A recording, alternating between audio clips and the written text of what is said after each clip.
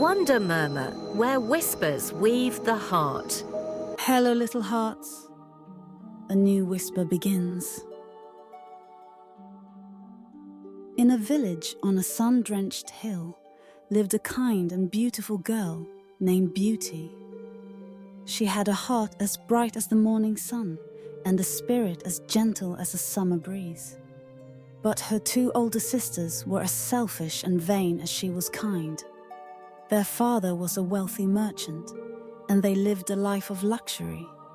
But Beauty was happy with simple things: a book to read, a quiet walk in the garden, and her father's love. One day, the family's world turned upside down.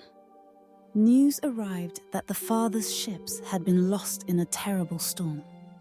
Their great wealth was gone.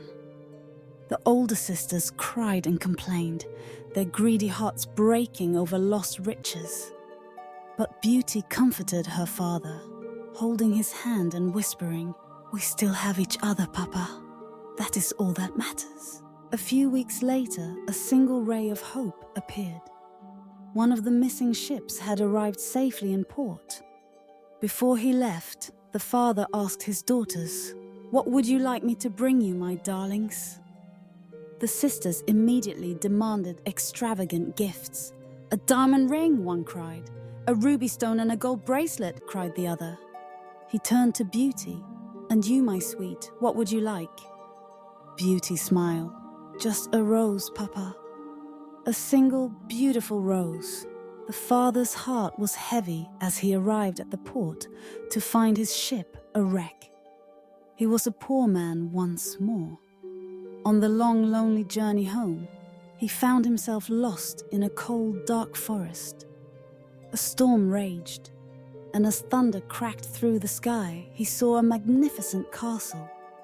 It seemed to appear from nowhere, a beacon of light in the darkness. The gates stood open, a silent invitation.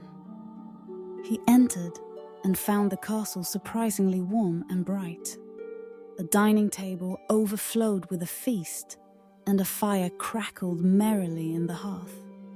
He ate, weary and alone, and then found a cozy bed, where he slept more soundly than he had in months. The next morning, he felt a new sense of hope. This castle must belong to a kind fairy, he thought.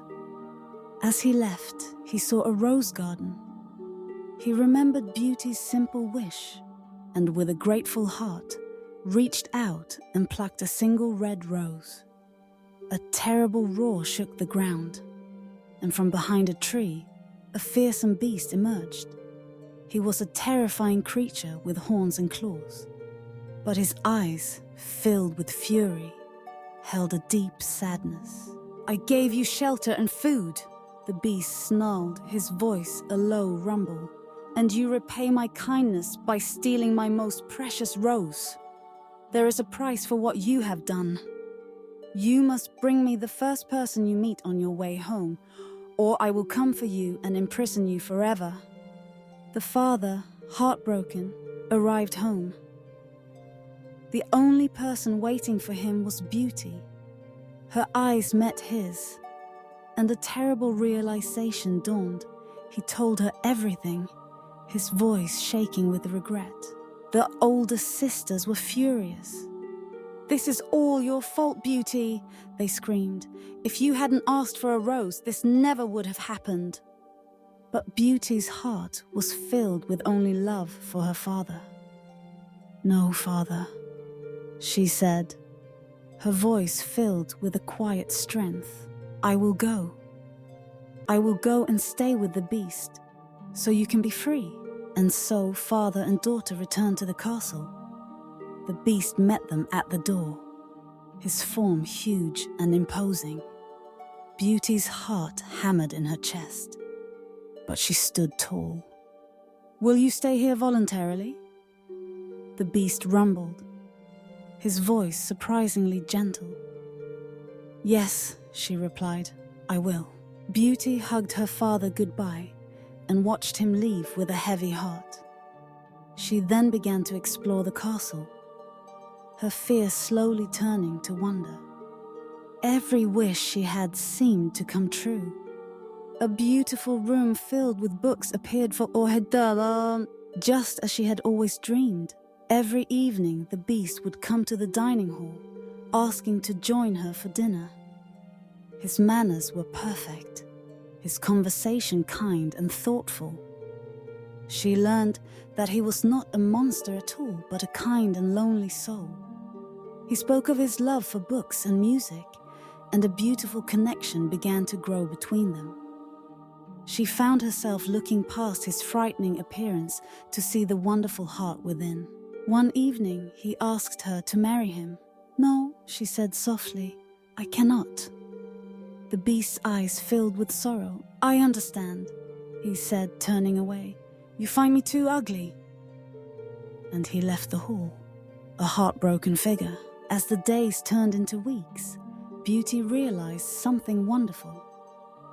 She was not a prisoner in the castle. She was home. She was happy. But then she began to miss her father.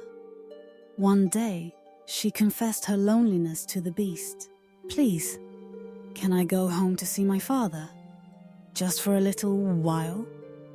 The beast looked at her, his eyes filled with a deep sadness.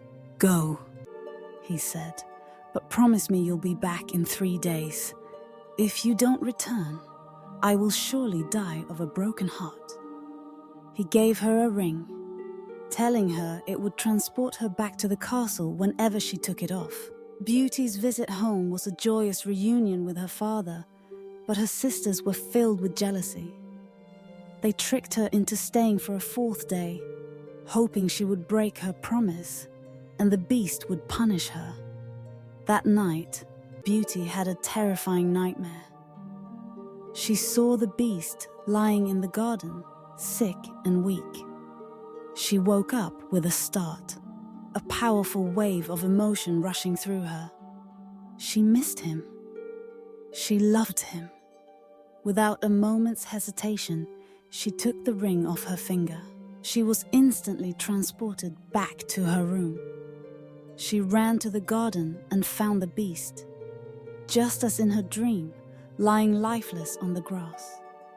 Tears streamed down her face. "Beast, please, wake up," she cried, rushing to his side. "I'm so sorry I broke my promise. Please wake up. I love you. I want to live in this castle with you forever."